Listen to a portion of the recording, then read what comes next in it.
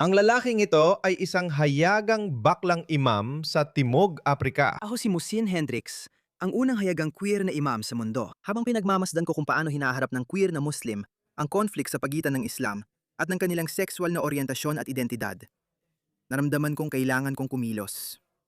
Narealize ko rin na dapat akong magkaroon nito para sa sarili ko. Naisip ko na kailangan kong gumawa ng aksyon tungkol dito. Kailangan nating magkaroon ng Islam na tumatanggap sa mga bakla. Alam mo yon? Malaki ang impluensya ng ating hierarkiya sa interpretasyon ng banal na kasulatan. Kaya mahalagang proseso ito para sa mga queer na Muslim na gustong manatiling tapat sa kanilang tradisyon, na muling pag-aralan ng mga interpretasyon na yon at gawing mas bukas para sa queer ang interpretasyon.